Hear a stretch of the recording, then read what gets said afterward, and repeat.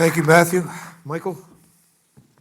There are people who would know how the Privy Council is constructed, who sits on the Privy Council, who decides who sits on the Privy Council, and what the primary role of the council would be. So you'd like me to go through that? Please. Okay. Well, some of this will be familiar to you, I imagine. And if you need a visual aid, think of those TV dramas about the Tudors and medieval kings and so on. The Privy Council just means the private council to the king or queen, the monarch. And it used to be largely a group of nobility and aristocrats in Britain. There's a French version of that as well. And it evolved into modern practice that the cabinet became, and the prime minister became the principal advisors to the monarch. So basically everybody who's ever been a cabinet minister is sworn into the Privy Council and becomes a Privy Councillor for life and gets PC on their business card. Some people get sworn in or added to it as a sort of an honorific for other forms of service, but mostly it's every living, former and current cabinet minister. The only group that ever meets is the current cabinet. I don't think there's ever been an attempt to get all of them together. So that's basically it. The Privy Council Office, PCO, is essentially the government civil service department that supports the cabinet and the prime minister being the chair of cabinet. So in that little medieval drama, there's usually some guy sitting off to the side in a chair with a quill, writing down everything that's discussed and writes them up as edicts and decrees that the king can then sign, and that's the secretary to the king. Cromwell, essentially.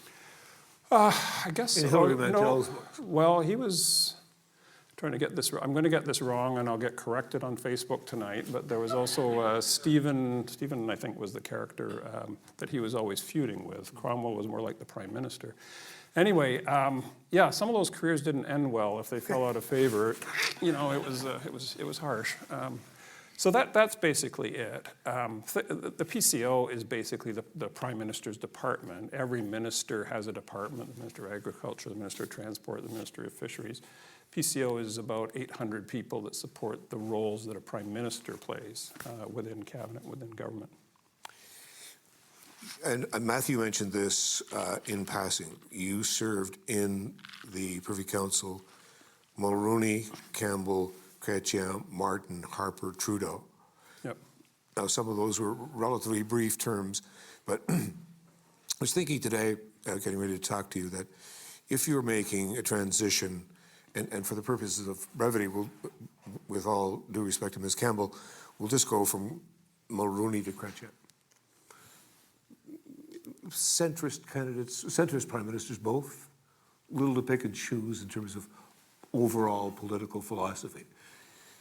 Then you go from Chrétien, and I'm sorry, Mr. Martin, we're going to skip over you for the moment, to Mr. Harper, who has made it very clear coming out of the Reform roots in the West and the marriage of convenience between the Reform Party and the Progressive Conservative Party to form the... Are you watching, I mean, you collectively and you individually, are you watching the evolution of the campaigns and going, change is coming big time here? There's going to be a demand for institutional change here, which might not be familiar with a lot of people with less experience than yours. Yeah, no, it's a good question. I think what people wouldn't know much about is the important transition or the change is not about what they're going to do, whether they're going to do free trade or not free trade, or this form of child care program or that form of child care. That's relatively straightforward. They've told Canadians what they want to do in the campaign, and they come in and you get on with implementing it. Each prime minister, each change of prime minister, and we've had about 7 in the last 30 years, is a change in the how they are going to develop and take decisions. In one area of policy? Well, it's not about the policy, I guess is my point. It's about the governance. There are prime ministers who like big teams and big cabinets and long discussions. There are prime ministers who like to have a smaller, tighter group. If you have a bigger group, you probably are going to be inclined at some point to have an inner cabinet type thing, a planning and priorities committee or some group how you decide to array your talent in a sort of a, let's call it a decision-making kind of system.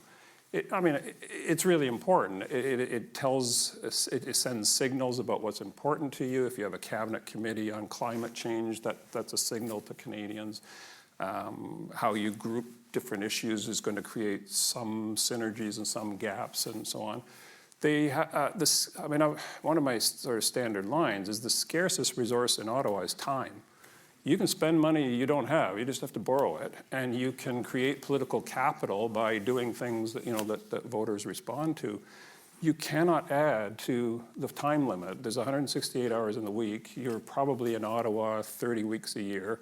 If you had a 4-hour cabinet meeting, which is a lot, 2 to 3 is the norm. Let's say 3 hours in cabinet, 30 weeks, that's 90 hours for everything from agriculture to veterans. So kind of an algorithm for optimizing that time, making sure issues have been consulted, due diligence has been done on legal aspects, costing aspects, implementation issues, whatever it turns out to be, and making the best use of those 100 hours of cabinet time. You can supplement that cabinet time by having working groups and committees to do kind of the early stage work, and they'll beat up proposals until they're in shape for full cabinet and so on. Mr. Chrétien liked to work with a one-tier cabinet. Mr. Harper liked to work with a one-tier cabinet. Mr. Trudeau actually likes to work with a one-tier cabinet, but you often end up with sort of working groups, and junior ministers and people. So setting that, what we call in Ottawa, the machinery of government and the decision-making process. The other thing a prime minister does, of course, is decide who's going to do what. So the early days are about, I'm going to have somewhere between 25 and 35 ministers. Portfolios get put together or they get pulled apart. And they have a political purpose, a policy purpose, whatever. And so you decide you're going to, group these things under this person. And the toughest choices, and a lot of the job of the prime minister, is that team management. I want you to be my health minister, and I think you'll be better at defense. And if I put this person over, and what are the dynamics likely to be in a team that may or may not know each other very well. By definition, when you get a big change of government, like the arrival of the Chrétien people or the Harper people or the Trudeau people, a lot of them come to Ottawa. They've never been an MP before. They may or may not have been a minister before. A lot of them have not been an MP before. And some of them have never been to Ottawa except as a tourist. And you're saying, you come to Rideau Hall, you're sworn in, and suddenly you're supposed to be functional as the minister of, X, Y, Z. So those early days are largely about how do I be an effective minister? How is the cabinet going to work? How are we going to take decisions? How do we build a cohesive team out of people that may not have met each other? The candidate in Halifax may never have met the candidate from Edmonton until suddenly they're in a cabinet committee together. And they're all human beings, so the dynamics of... In a situation like that, when you have a new government with a lot of fresh faces, does the Privy Council provide a talent pool for deputy ministers, senior staff? Well, one of the jobs of the clerk is to make recommendations on who gets to be the deputy minister of X, Y, and Z. And so part of it is trying to do the best you can with the career development of that person, with the portfolio of 60 or 70 people. So you're trying to work the portfolio towards gender equity or more diversity or to get younger or whatever. So you're working on the aggregate numbers, the individual career development. And then I would say half of my time was spent on personnel issues about, developing and appointing deputy ministers. And part of that was doing your best to get a pair bond, I think I called them, between the minister and the deputy. And that's more art and intuition and just a feel for, because every minister, every deputy minister for that matter, but certainly has a different work style. They learn differently. There are people that love to talk and argue. There are people that like to cross-examine until they, there are people that like to pull a thing apart and put it back together. There are people that read. There are people that don't read. And you have to adjust to all of those. And so, the underlying point somewhere in there is when you're the public service, you adapt to them, not the other way around. You figure out and this is true of being a minister, a deputy minister and a minister, I had 4 of them. You spend the first month or so trying to figure out what is going to work for them, what is their work habit, what are their sort of personal, are they going to need to go and have a smoke every 15 minutes? I had a chain smoking minister once. And you could watch, the sort of, time to take a break and so on. It's a trivial example, but the point is you adapt to them. I had ministers who were good in small groups, ministers who liked to talk and talk and talk, and you try to bring things to a conclusion. You had other people who were pretty curt and just wanted to. So you adapt to their style basically, and the same thing applies to how cabinet works. When you have a situation, and several of them have already been mentioned, and you've addressed this because I don't know where you found the time to think about and write about the institution, but also policy issues as much as you have. I was thinking with the coronavirus situation in China now, thinking back to the Zika virus here, the attacks in Paris, the attack in Ottawa, Brexit. Mr. Trump arrives and decides that NAFTA is not such a good idea after all. All of a sudden, sort of events outside the control of the Prime Minister and his cabinet, the Government of Canada, intrude in a monstrous way on life in this country. How do you position yourself to react there institutionally? Oh, it's a really good question. There's always a blend, between the ambitions of the party that won the election. They will have declared a platform, and the pattern of the last 20, 30 years is a fairly detailed platform. It varies. And most of what I'm talking about would apply to a provincial government, by the way. It's pretty much the same software with some variation. And so, they expect to move fairly quickly on implementation of that. It usually doesn't survive first contact with, the world because stuff happens. And then the next 4 years are about zigzagging and trying to stay on course and trying to deliver as much of that as possible. So part of it is, I'll borrow the old phrase about known unknowns and unknown unknowns. You try to have people who think about issues like public health emergencies, to use the coronavirus thing. We learned a lot from SARS. We set up a Public Health Agency of Canada. People worked on the infrastructure of public health and so on. We are infinitely better prepared now than we were for the SARS outbreak and so on. That'll be tested. We went through the Ebola thing so there's an infrastructure to do with that. There are people who come into work every day worrying about terrorism, and they spend their day, trying to head off and deter and deal with that, and for the most part, very, very successfully. And thank goodness for that. And you don't have to worry about it because they do it for you. They stand on guard for thee, as the anthem says. You can have economic shocks. You can have oil prices go down. You can have somebody get elected president of the United States who takes them off in a different direction. So it's all about a change of premier in Ontario or Alberta or lots of things upset the dynamic. What you want to do, and this is a big part of the sort of the PCO's role, is while a lot of attention is naturally going to go to whatever's hot. So I'm sure the Prime Minister was spending an awful lot of time on Iran over the last few weeks, and something else will happen later in the year and so on. There are people dealing with the things that are foreseeable, that I will have to be at the Commonwealth Summit in the fall, and they're working on, whatever needs to be done for that. Or, I've promised to do, a gun control bill. People are working on the final finishing touches of that. So you count on, the clerk's job was often not the crisis management. Sometimes you get sucked into the room and you're in discussions about, what are we going to do with this or that, because it tends to be, somebody that the Prime Minister is used to talking to and bouncing things off of. But I didn't try to be the crisis manager. I actually tried to spend a lot of time leaning against that and saying, what are we going to need 6 weeks from now, 6 months from now, next year? As I often say, I made a really good living out of planning lists and calendars and nagging people about what would be needed, 6 months from now or a year from now. So make sure the rest of the machine is running well. Yeah. Somebody else is taking care of that. There are 70 deputies out there, and there's all these shops, and a smart deputy knows, a smart minister knows their moment will come. I was asked to develop, pick a topic, medical assistance in dying legislation. They're working on it. Mm-hmm. The Prime Minister doesn't have to spend any time thinking about that. it'll be ready, I mean, give or take, when it's either when it's ready or when it's needed. And so well, I use a lot of metaphors. A lot of it's the flow and the plumbing and just making sure things don't get stuck and they keep moving forward.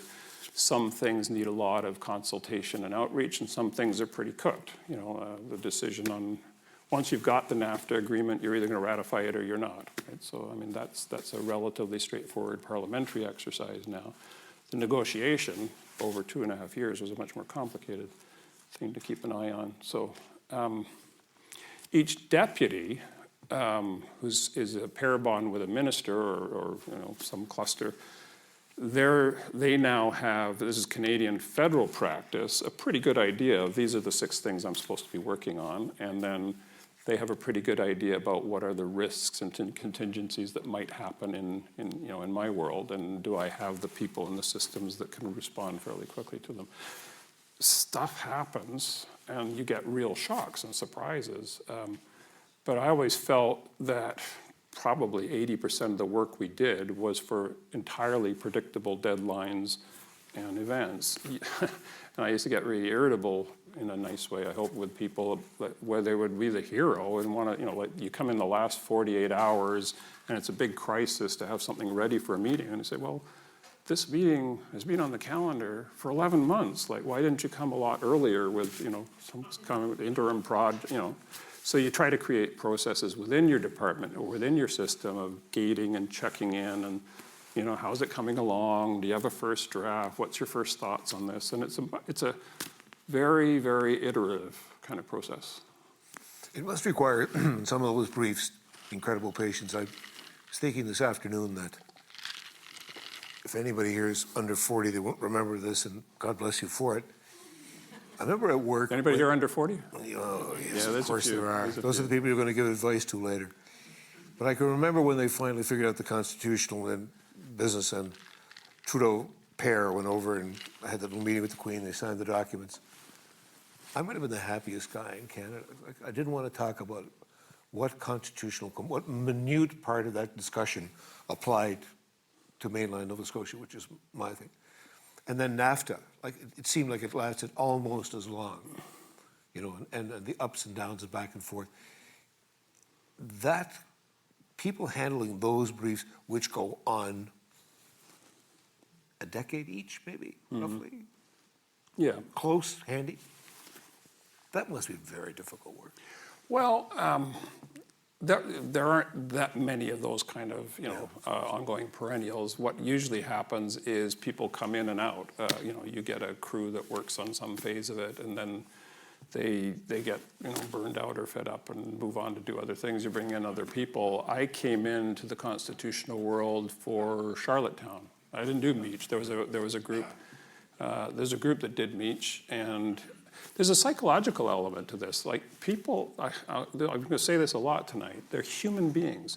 You give your blood and guts and soul on a project and then it fails, like Meech, was defeated or something, It's gut-wrenching, and it's very hard to then go in the next week and say, well, we're going to move on to the next phase of this. It's usually you get those people repurposed and re-energized by giving them something different to do, and you bring in a new crew. So and I got to the point, I worked on the 95 referendum in Quebec, and that was probably the most engaging, searing experience I ever had in my career. And then it was, a little bit of the aftermath in 96. And I just realized I could not go to another meeting about distinct society recognition. Somebody else has to do this. And it's not that it wasn't an important subject, but I couldn't do it. So I left. I went off to Canadian Heritage, and somebody else came in for the Calgary Declaration and stuff like that. So, speaking of, but there are only Canada has permanent questions. How are we going to live together? What's our relationship? What's our relationship with the United States? So there is this phrase of permanent guardians of permanent problems. Our relationship with the United States is a 200-year-old problem, and hopefully we'll be there for another 200 years. Speaking of blood, guts, and soul, the readings that I was doing the last couple of days of the Globe and Mail, in the aftermath of your resignation, I described you as a quintessential public servant. So with that kind of softball. Take me through the critical couple of days when you decided, and you had been thinking about retiring before you became deputy at Privy Council, before, never mind when you became the director or became the chief secretary, chief clerk. Take me through what was the critical decision for you to say, I'm going to have to resign now. I'm going to have to walk away from this. Well, it's in my letter, but I'll work you backward from that. I went through my own, version of what I was talking about earlier. I put 6 years of my life into the First Nations Education Act, and when it was, blocked basically on Indigenous politics, and a number of things happened, and it wasn't going to happen, I was done. Like I told the clerk of the day, like, I'm done. I was so dispirited, and I just didn't want to go off to agriculture or fisheries or do some other thing. So I told Wayne, because there are dozens of young, energetic ADMs out there, and give them a chance, and I'll go off and do something else. So I was leaving in 2014, and I was only, I was younger at the time, and I figured I'd do something else. Wayne, basically, I don't know what he did, but somehow I ended up at Privy Council as a deputy clerk that fall, working with Janice, who's a very good friend of mine, and long-serving colleague. So when Janice asked me to come in and be deputy clerk, I said, okay, I'll give you a year, and we'll get through the 2015 election. And I was fully intending to leave after the 2015 election. I was going to be helpful to, and I hope I was, to Janice, because I had done the transitions from Martin to Harper, well, Chrétien to Martin and Martin to Harper. So I know a little bit about transitions of government. So I wanted to be there if there was going to be one in 2015. I could be helpful, and we did it. And we did the 2015 election, and then I started making plans to leave in 2015. And then the Prime Minister asked me to be the clerk. So I think the only acceptable answer to that kind of question is yes, sir. And so that led to a 3-year detour into that job. I was planning to leave in 2019 for all kinds of reasons. I have personal reasons with my family. I was getting to the point where I didn't want to be that guy who was hanging around too long. I thought there were lots of people coming up who could take on these jobs. And I thought I was the right person for the startup phase of a government, for a prime minister who'd never chaired cabinet, for a bunch of ministers who'd never been ministers. But they had hit their cruising speed, and they needed my value added less and less, and other people could play that role. So I didn't sort of do anything about it. I was planning for maybe the summer, maybe the fall, maybe before the election, maybe just after the election. And then the whole thing sort of got sidetracked in January and February. What made it impossible to stay was we had set up this particular mechanism on foreign interference, which is an issue. It's a real current threat, foreign interference in our democracy and election campaigns. And we had a long conversation about who can play the role of whistleblower or umpire, and it was clear that they don't have that in the States, and they didn't have it in the UK, and most countries now are trying to figure out who is going to call bullshit on foreign interference in their system. Is it the intelligence agencies? Is it the cabinet office? Is it some judge? Is it some independent watchdog? Nobody's got an answer they're totally happy with. The answer we landed with in Canada, in our tradition, was, well, the cabinet secretary will do it with a committee of the National Security Advisor and the Justice Deputy and Foreign Affairs Deputy and so on. So I thought that was going to be a fairly important role, hopefully a fire alarm you never have to pull, of being the kind of credible person to Canadians about whether there was interference in the election. And my role just got so, my involvement just got so politicized, and I was such an object of attack and abuse from all kinds of channels. I said, I can't do this. I cannot be the impartial referee in the other. So I just told the Prime Minister, I got to get out well before the election. So I left in April. As far as I know, and I don't know because I haven't talked to anybody since April, we got through the election in good shape in terms of we had a free and fair election with no serious interference from foreign governments. I want to move on to some short responses in terms of where you see looking forward, because we're supposed to be looking forward and back. But there's one issue that I know is important. You've already described, and so did Matt earlier on, your involvement with what we know as Aboriginal affairs. the stats, even including yesterday, Dr. Ivor Zinger, the corrections investigator of Canada, 30% of the Indigenous population of prisons in this country are made up of Indigenous people. You know all the numbers I'm saying. They only represent 5% of the population, 30% of the 22% of all homicides in this country the victims are Aboriginal people, men, women, and men, in that order, I guess, almost. Caused, according to Mr. Zinger, primarily functions of poverty, racism and policing. Since 2010, we've seen a 40% increase in Aboriginal peoples being arrested and incarcerated. Can you be in the least bit optimistic about our relationship with Indigenous people in this country? Yeah, I think relentless and determined and optimistic that we can do better. Absolutely, or I wouldn't have stayed in that job for 8 years. What's the impediment? Why haven't we done better?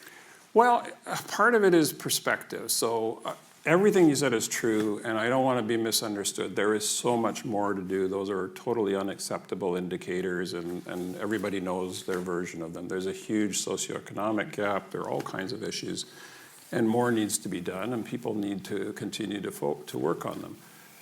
There is some good news, though, which is the national conversation around this is completely and utterly transformed over the last 15 years, and I say that from personal experience.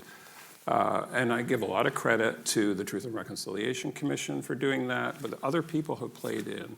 So there are a lot more hands on the task than there ever were. So I'll give you a few examples of that. And this is not to say everything is, like, I always get misquoted on this. I'm not saying everything's fine, but we have more partners and more hands.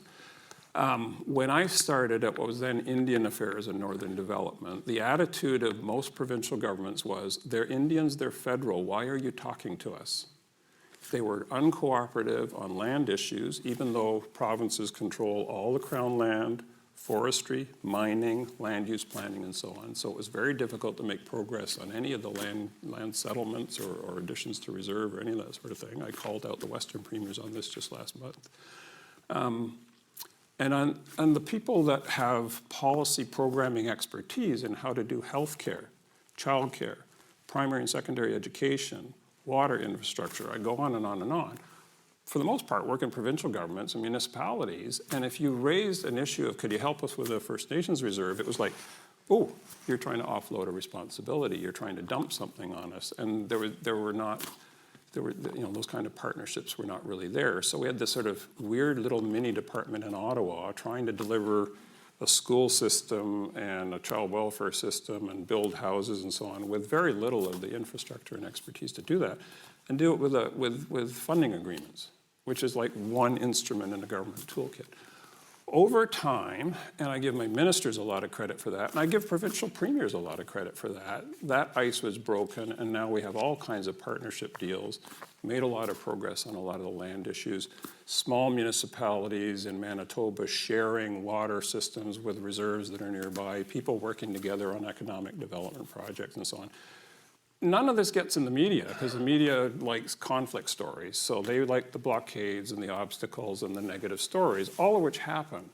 But you don't see the coverage of the breakthroughs and the agreements and the steps forward. And the social indicators, and we'll see some of this after the 2016 census data comes out and the well-being index. They are trending upwards in most of the country for on-reserve people. In Yukon, BC, most of the prairies and Atlantic Canada and Quebec, they are slowly trending up and converging. They are not getting any better in Northern Ontario and in Northern Manitoba, the old Rupert's Land. So I mean, that's a broad generalization. There are exceptions to that. We could spend the whole evening on winning conditions and so on. And I'm glad you mentioned obstacles, because if anybody really wants to pursue this issue, go look at Sheila Fraser's May 2011 Auditor General report. She was finishing a 10-year term as Auditor General. They had done over 20 audits for programs for First Nations communities. And she wrote a kind of an essay on, these are the 4 things we need. So I won't go through it, it's spoiler alert, read it. Those are the 4 obstacles. And one of them is having solid legislative basis that people know what the expectations and standards are and implement them, which is one of the reasons we were pursuing an Education Act. Every kid in Canada is governed by an Education Act, except kids that live on reserves. Every kid in Canada is protected by child welfare legislation, except kids that live on reserves. So a lot of it is gaps that needed to be filled, and so on. And anyway, there are better and more innovative ways of getting infrastructure and housing built. So I can go on and on about this, but my view on this is that these are issues that will yield to good public policy, good public administration, sound governance, and real political courage, both on the part of non-Indigenous governments and Indigenous politics. So, which is incredibly complicated. So, I think we will make progress. The conversation about reconciliation has brought in people making statements of reconciliation and plans, private sector organizations, universities like Dalhousie, professional colleges. By the time I was wrapping up, around 2013 or 2014, unsolicited people were dropping by saying, I want to get involved, how can my institution or organization help out? So there are a lot more partners. And of course, it has to be led by strong Indigenous leadership, which thankfully we do have a lot of. The point that is often overlooked because the media doesn't pay any attention to is 4% of Canadians are Indigenous, or at least self-identify such. Half of them don't live on reserves. They live in cities like Halifax and Toronto and Edmonton. A growing Winnipeg. trend, too. It's a growing young population. It's about a third of the Regina school system, and so on and so on. So what happens in our cities and small towns is also a big part of the solution. I think that the city is beginning to understand that a little better. Yeah. There's so many other, I'm inclined to want to look forward because. You so, want short answers? I'm not No, that's not at all. That's not my thing. No, that would, considering you spent that much of your life in Indigenous affairs, that was a very terse answer. But I want to move on to sort of some, how you see things going forward. Sure. There's one issue which is now, it's an old idea, back again. Briefly, what's your take on the nature of Wexit? What a horrible particular use of a word.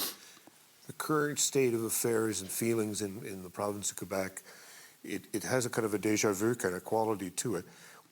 What's your sense of how that discussion will likely evolve in the life of this current government?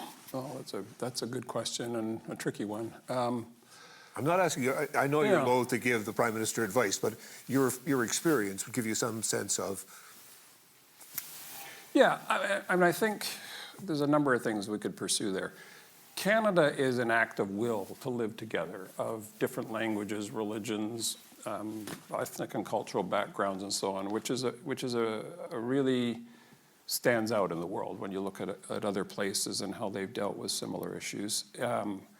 And it has within it tensions and so on. The regional one is always going to be there because we're not smoothly divided, across the country.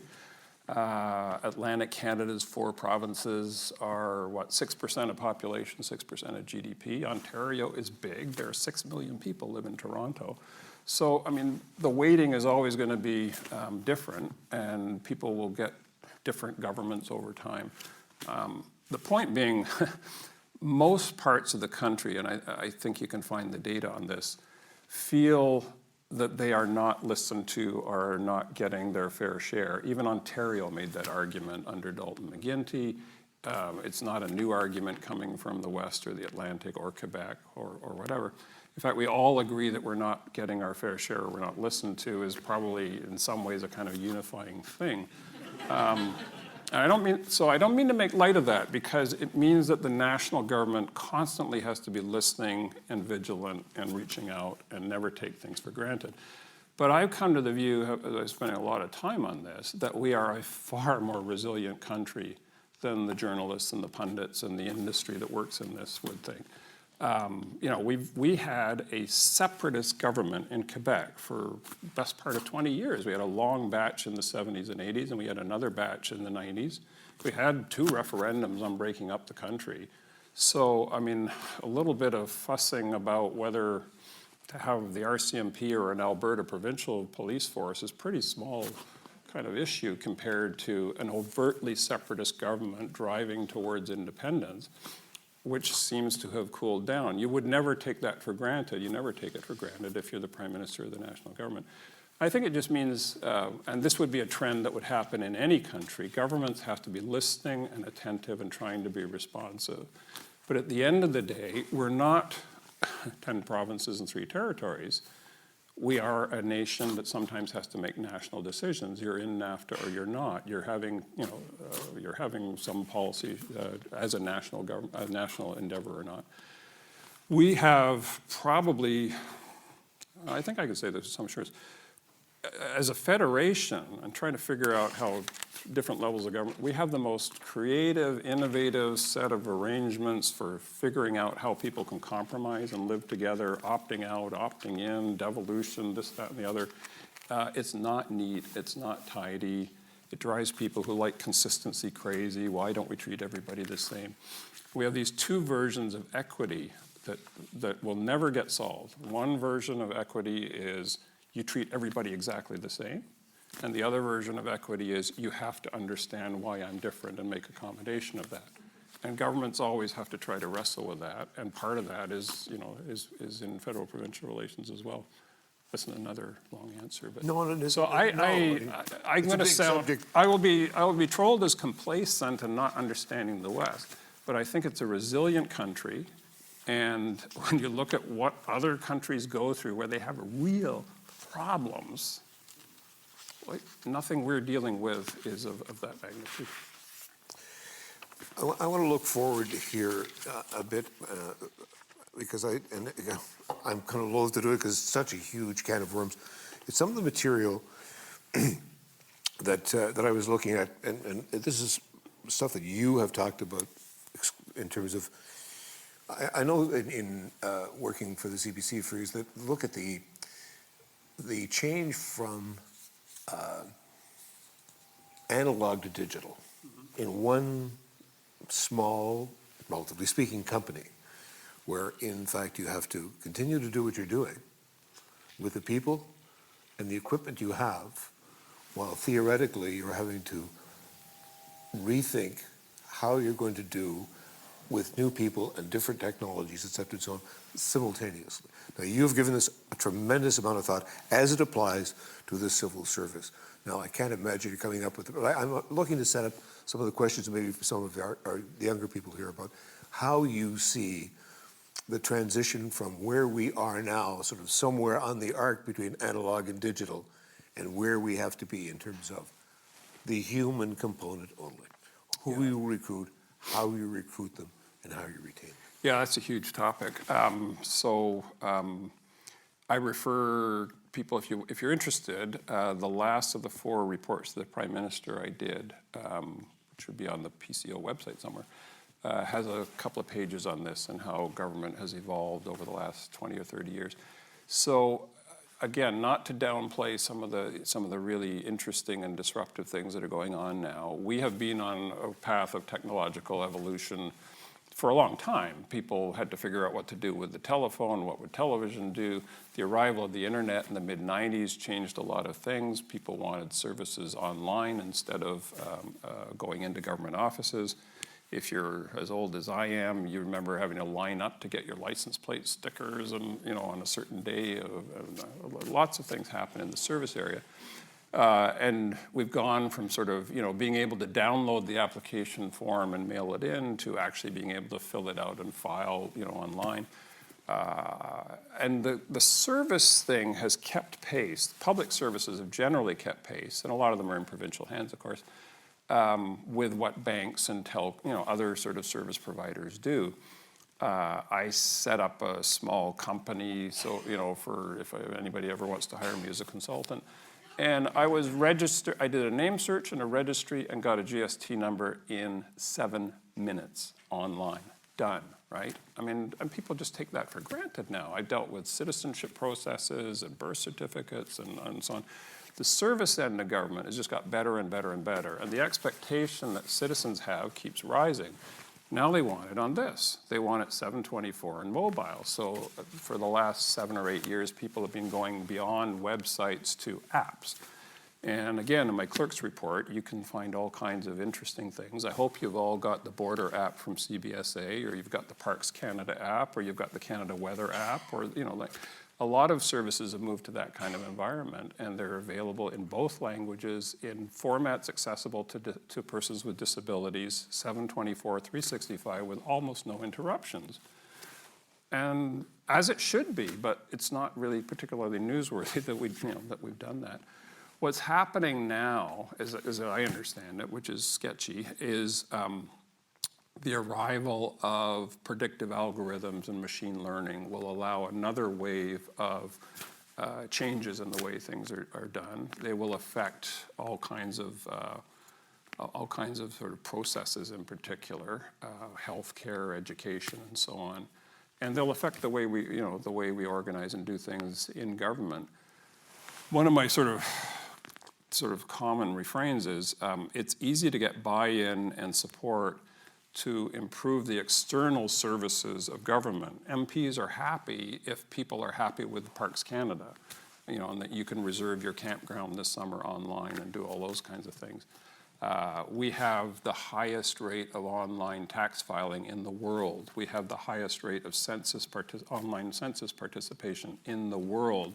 We are number 1 or 2 in open government. We are number 3 or 4 in open data. Like, we're good at this. We're good at digital government. So I'll come back to your what's in your question as well, is it means different skill sets. It means that people have to rethink how they're going to do service, how they're going to do policy development. What we're slower at is internal processes. The financial systems, the HR systems, the pay and pension systems, those are slow to change because it's hard to get support to modernize and invest in them. Nothing comes for free, and if you do an IT project for an airline and a bank and it doesn't work, you write it off, and you do it in government, you've got a scandal. So there's a risk set point in the public sector is way lower than the risk point in the private sector. There's many sort of aspects of that, but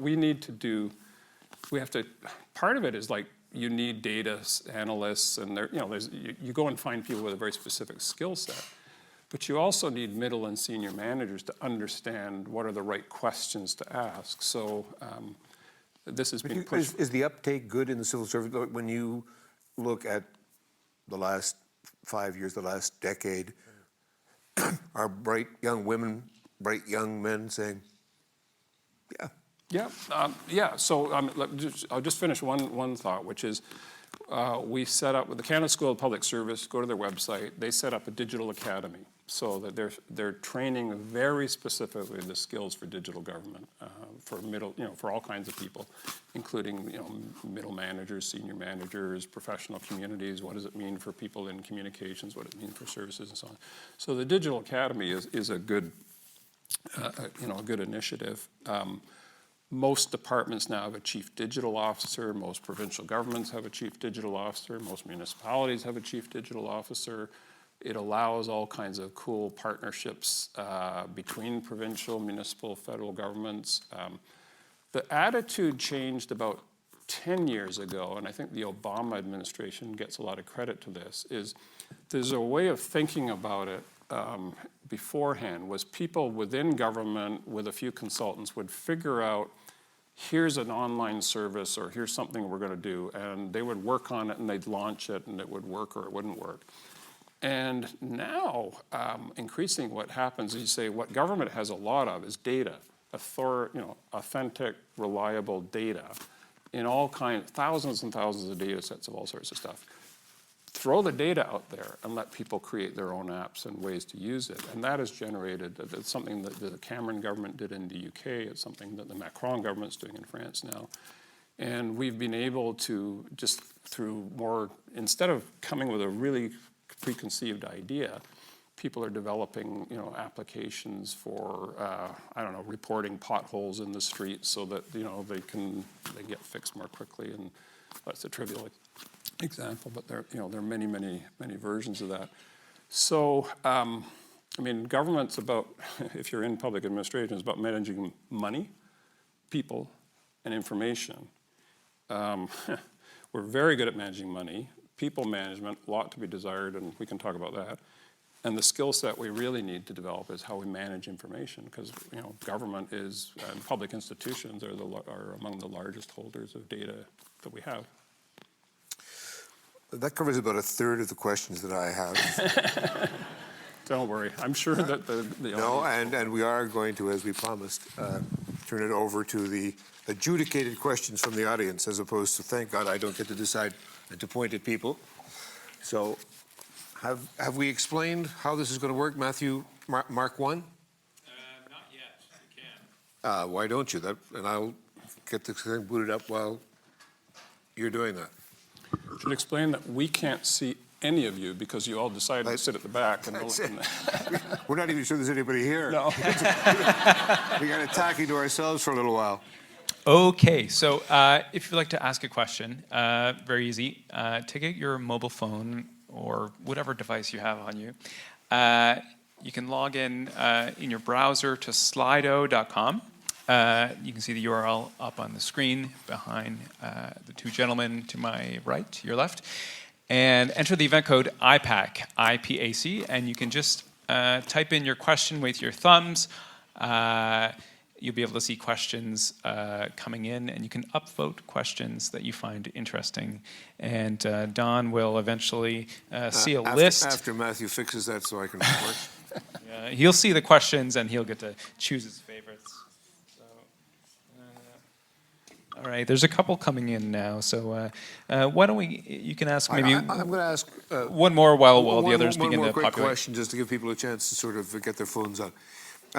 I was reading a piece, there were several very interesting pieces in Global Government Forum where they were talking to and about you.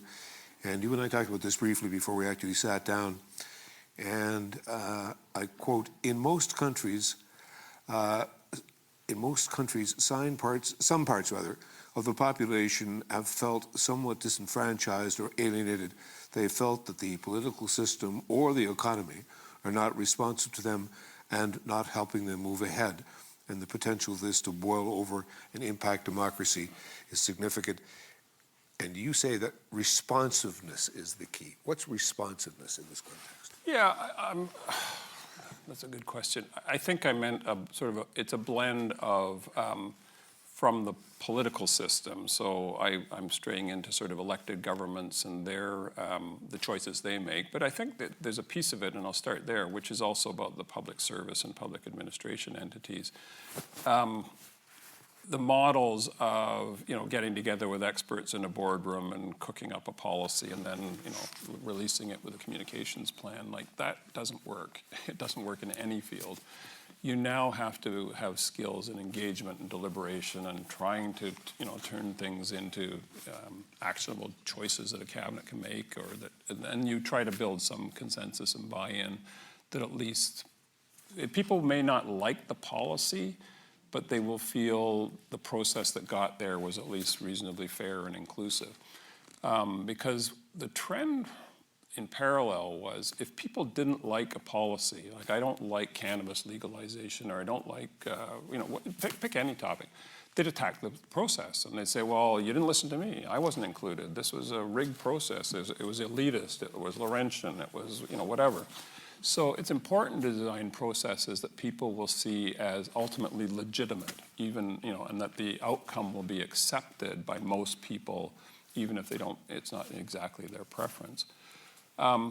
So governments, I think it's a tough one for parliamentarians to figure out how they do that. We can devise consultation processes, engagement processes. There's a whole industry, and I mean this in a good way, of how to engage people, respectfully and to draw out people.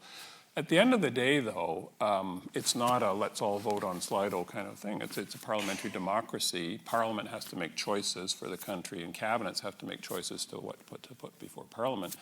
So I think that the role the public service will play increasingly is a kind of aggregator to turn things into actionable choices when you've only got 100 hours of cabinet time a year.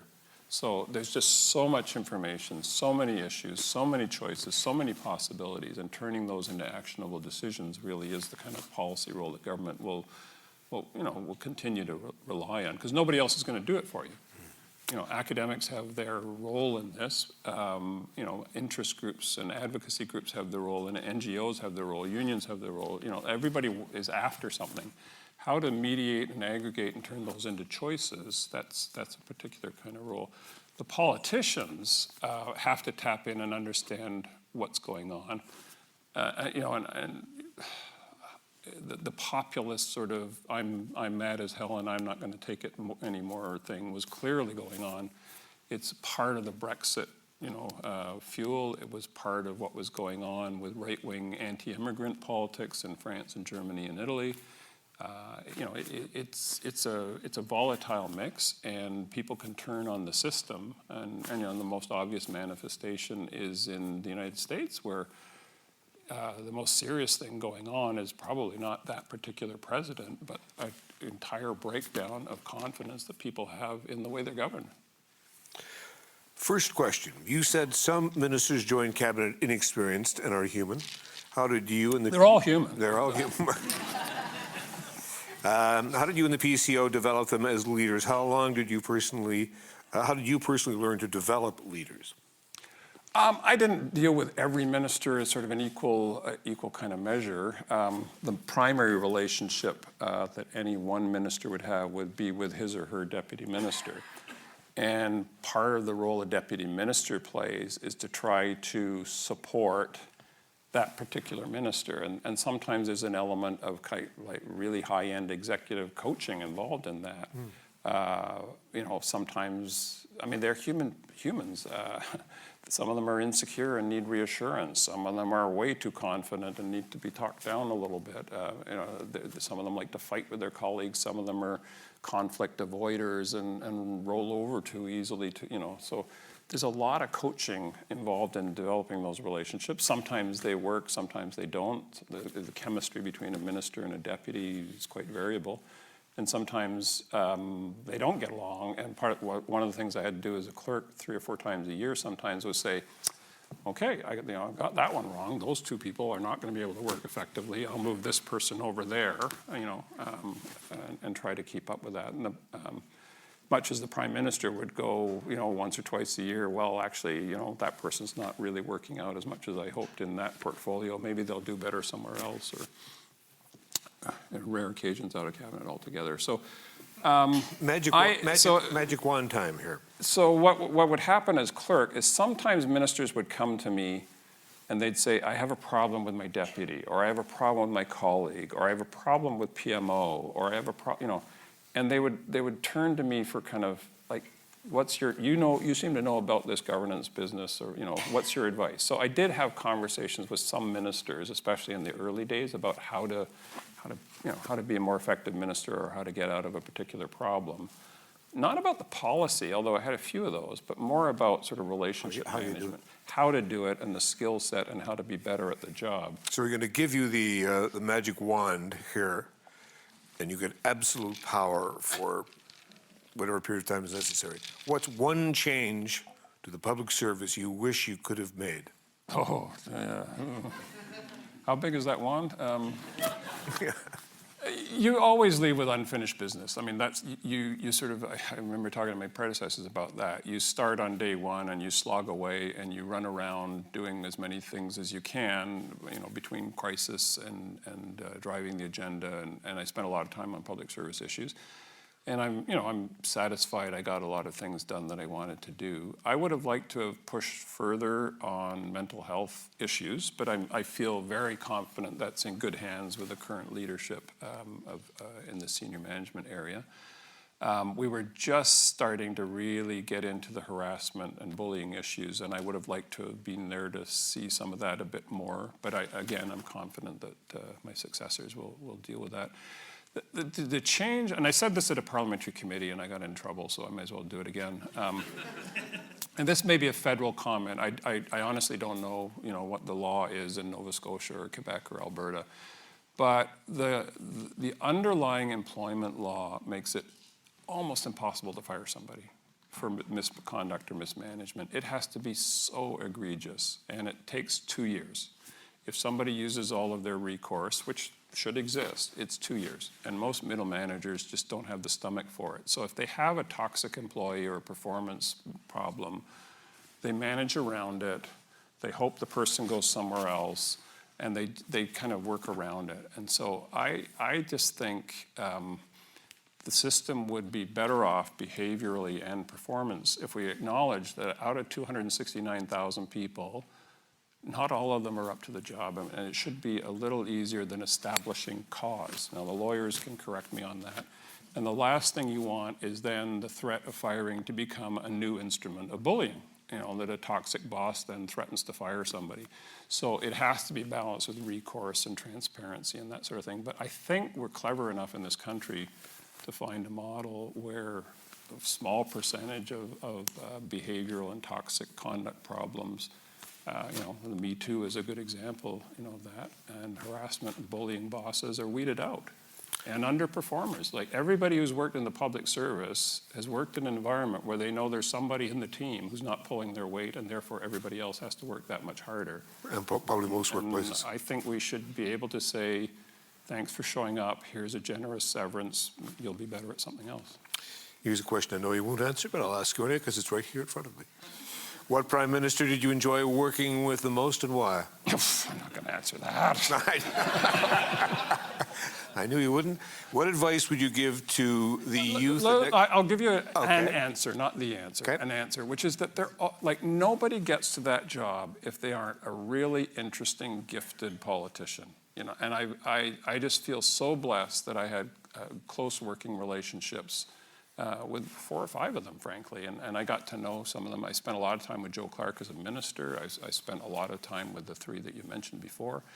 And they're completely different in their personalities and their work habits, but they're they're really interesting, skilled, driven people who want to make a difference. And I enjoyed working with all of them. Some of them are more gregarious storytellers, and some of them are more kind of, business-like, and you can imagine which is which.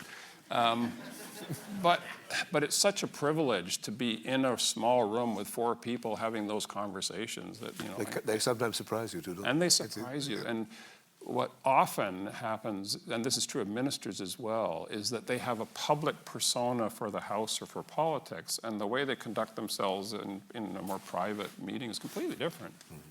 I can think of some Atlantic Canada politicians who the accent would wax and wane depending on the audience. I think that's also true of Mr. Chrétien, was one of those as well. What do you see as the biggest, or what do you see rather, as the biggest threat to maintain an effective public service in the next 5 to 10 years, and how do you mitigate those challenges? That's a tough one.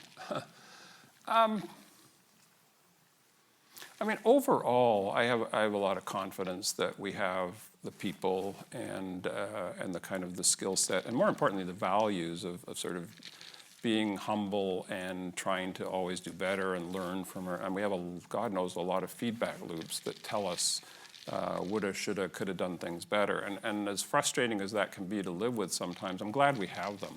So, if you have a dozen officers of Parliament checking your work every year, you've got parliamentary committees to answer to, you've got judicial review in the courts, you've got the media, you've got social media, you've got stakeholders, you've got think tanks and academics. Lots of people will tell us how to do better. And it's really picking up those signals and learning and implementing them. We now have a much better system in place for the health of the workplace. We used to survey people every 3 years. Now we do it every year, which allows you now to track workplaces and say, this place is 12 points below the median score on the question number 17. We better do something about it. So we can get to a lot of the workplace issues a lot better. I didn't answer one of your earlier questions because I went off on some tangent. Young people are applying in droves to the public sector. I think I hear this from provincial colleagues as well. And I don't think it's for the defined benefit pensions. I think it's because, maybe for some people, but Meaning matters to people, the younger generations, and I can only talk about my own kids and people I've met.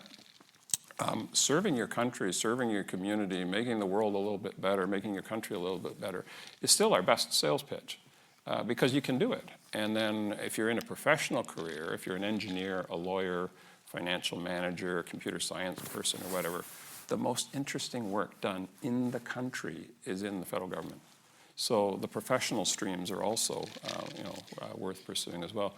We have a problem in trying to figure out smarter selection processes. If I've got 75 applicants and 3 positions, how am I going to pick that gem for potential and values and growth with more success? Because sometimes you're going to get it wrong and you're going to have a dud. And it's a $2 million investment by Canadians. If you hire some kid out of Dalhousie Public Administration into an indeterminate position, you've committed $2 to $3 million of public money. If that person's, so you want to get those selection processes to be as good as possible.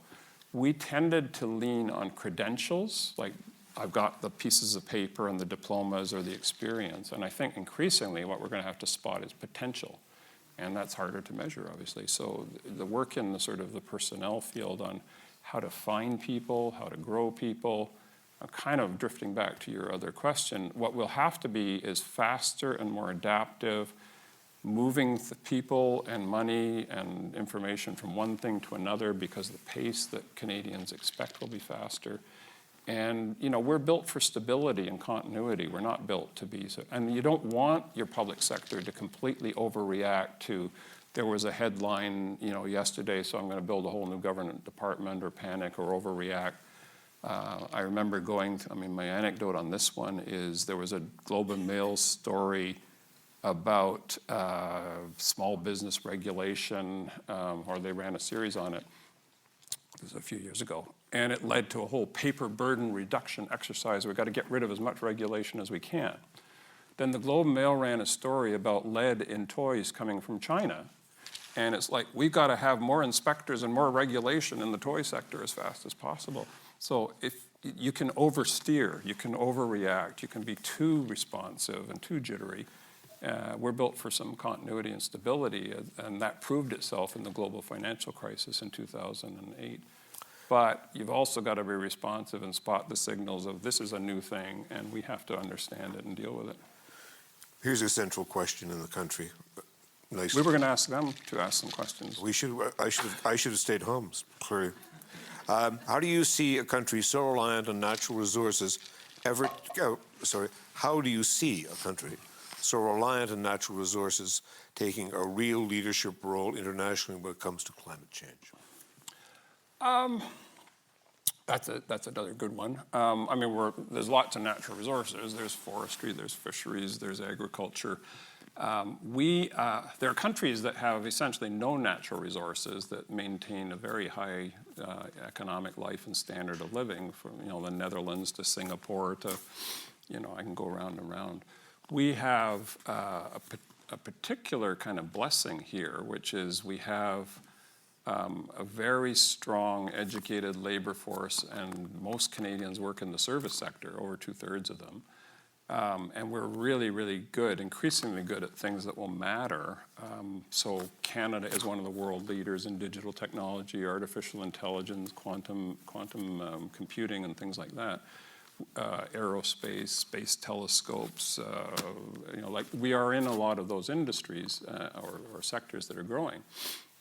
But we can also create jobs and generate a lot of income by extracting natural resources and bringing them to market.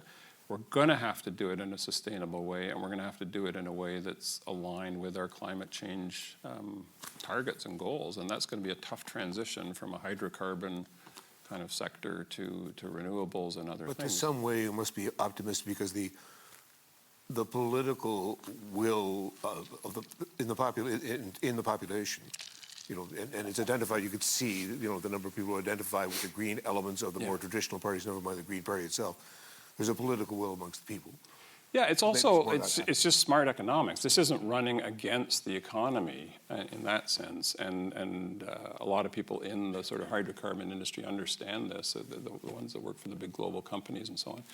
There are more people working clean tech in Canada than work in the oil and gas sector already, now. And there are opportunities to make and sell stuff, that is consistent with a very aggressive climate target. We're well on our way towards a 30 by 30 reduction, but I think the view now will be that's not enough. We got to be faster. We got to be quicker.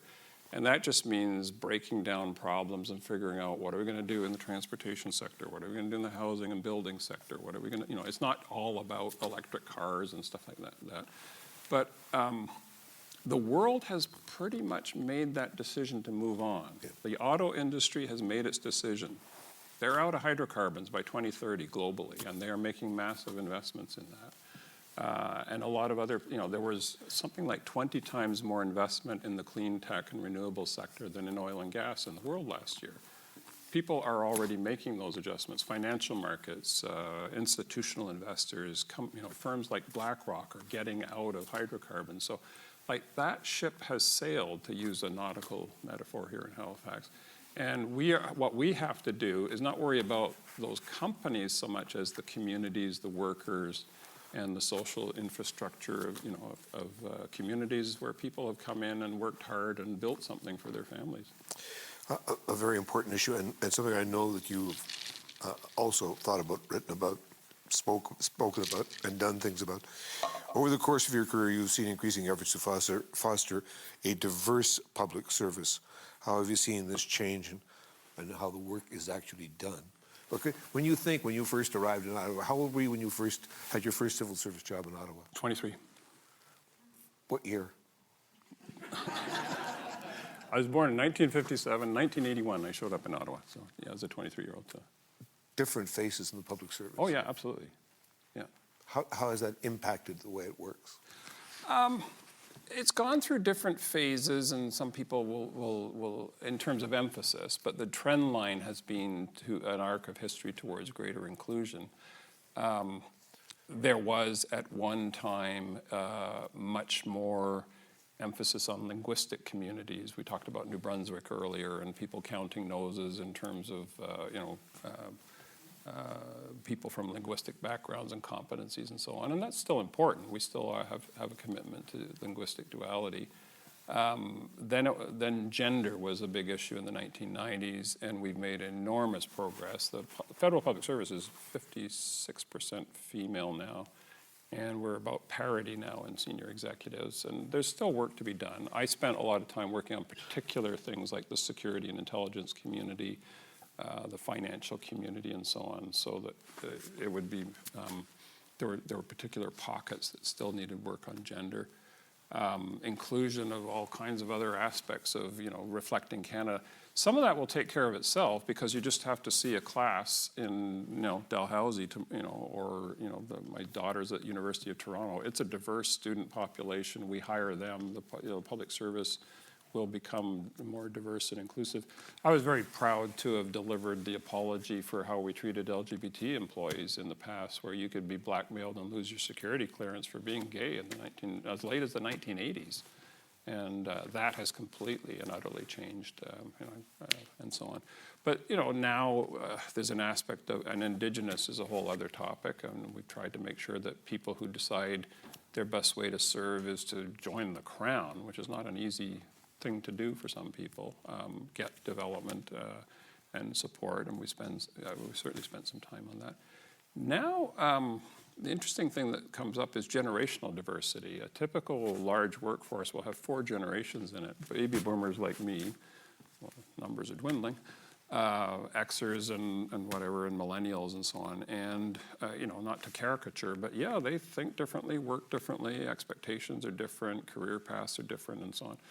And you have to be a pretty skilled middle manager to be able to deal with the grumpy baby boomer in the corner and the anxious millennial in that corner, and sort of how they all fit together culturally. I just add one more comment to a long answer, which is everybody that works in industrial organization, organizational psychology, social sciences, governance, business, or whatever, has come to the view that more diverse teams and more points of view actually improve performance. It's not a cost, it actually improves the performance of the team. So there's an argument to be made, even for people that are kind of bean counter financial types, that if you have a larger set of talents and perspectives and you learn how to harness them and listen to them, which means we have to get better at being sort of command and control hierarchy and flatter and more listening to our own people, which is not an easy thing to do, then you actually get better services, better policies, better outcomes. There are a dozen other great questions here. So what I'm going to ask Matt to do is he's going to forward these questions to you, and you can answer them individually from your shop at home when you get back to Ottawa. But who would be listening? And charge them for it, you know. But there is one question here, but I have to find it out. It seemed like a good question on which to end. And it is from the ghost of Sir John A, by the way. Oh, all right. So we have divine intervention, or ghostly intervention. What is the thing that most scares you? John, where did you go? Here he is. What is the thing that most scares you, and what gives you the most hope with respect to the future of this country? The country? Oh, that's a good one.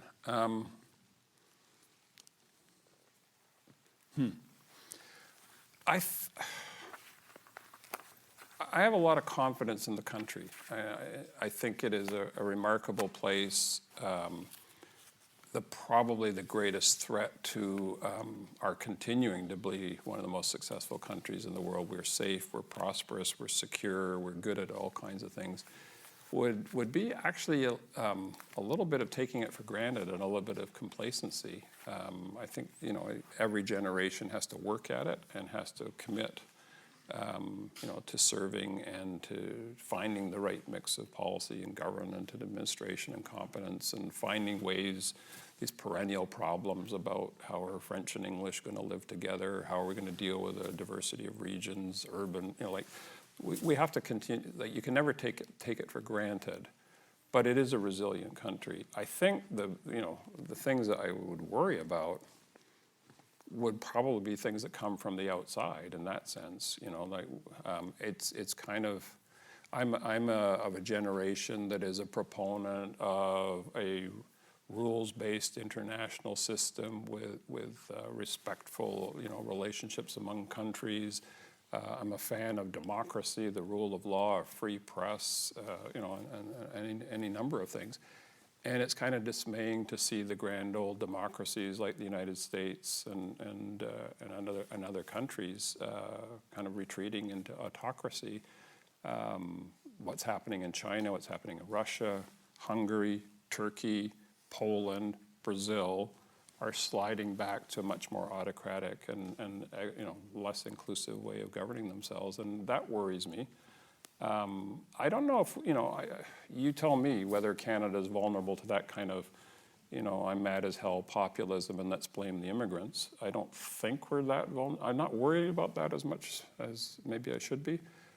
Nobody has ever got a lot of traction in Canadian politics on immigrant bashing, which they have in Germany and France and Italy and Poland and other places.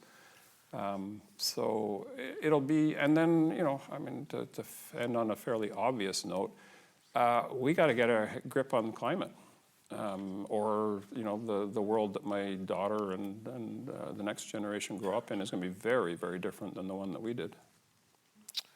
Well, that is about all the time we have. We thank you very, very much on behalf of IPAC Nova Scotia. We hope that you enjoyed the evening. We very much appreciated your participation, your attention.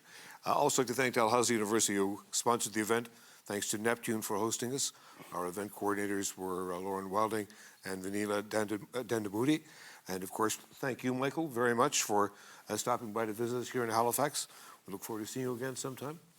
And we'll get all the real questions from the more pointed questions from the more knowledgeable audience. Sure, and before you turn yourself on us, I do want to thank people for coming out on a winter night in January to an event like this. I'm really honored by your presence here, and so thank you very much.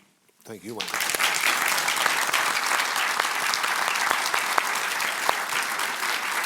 Hey, Victor, thank you very much.